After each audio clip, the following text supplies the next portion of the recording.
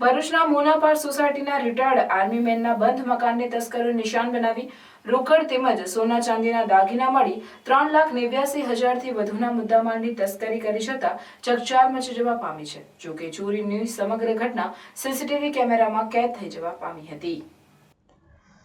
ભરૂચ શહેરના જંબુસર બાયપાસ ચોકડી નજીક આવેલ મોનાપાર સોસાયટીમાં રિટાયર્ડ આર્મીમેન સિરાજભાઈ પરિવારજનો સાથે સ્વજનના મોતમાં ગયા હતા। તે તકનો લાભ ઉઠાવી તસ્કરે તેમના દરવાજાના નકુશાને તોડવાનો પ્રયાસ કર્યા બાદ બાજુમાં રહેલા થાંભલા પરથી ઉપરના માળેથી પ્રવેશી મકાનમાં કબાટ સહિત તિજોરીમાંથી ફરી 7 લાખના સોનાના દાગીના તેમજ રોકડા રૂપિયા 2.25 લાખ ઉપરાંતની રકમની મત્તાના હાથ ફેરો કરી પરત થાંભલા પરથી જ નીચે ઉતરી ગયો હતો। આ સમગ્ર ઘટના સીસીટીવી કેમેરામાં કેદ થઈ જવા પામી હતી।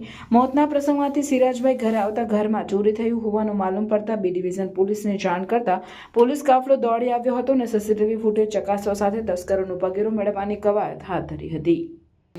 મારું નામ સિરાજ ઇબ્રાહિમ મહેતા, રહેવાસી 2038 મોનાપાર। મારા ઘરે તારીખ 11ના સવારના લગભગ 2 વાગ્યાથી 3 વાગ્યાની વચમાં ચોરી થયેલ છે। એમાં સોનાના ઘરેણાં લગભગ 7થી 8 તોલા વત્તા 2 થી 2.25 લાખ રૂપિયા રોકડા, ચાંદીના અમુક આભૂષણો ગયેલા છે। અને અમે ચોરના ફૂટેજ જોતા એ સાબિત થાય છે કે એ ઘરમાં ઘૂસેલો અને એને ચોરી કરેલ છે। બીજું, અમે ઘરમાં નહોતા, અમે તારીખ 8મીના રોજ એક્સિડન્ટ કેસમાં અમારા બહેનના ઘેર ગયેલા।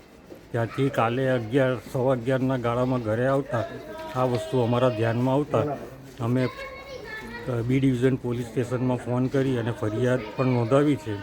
ગઈકાલે રાત્રે 10:30 વાગ્યા ફરિયાદ નોંધાવેલી છે, જે અંગે હું મારી માહિતી આપી રહ્યો છું।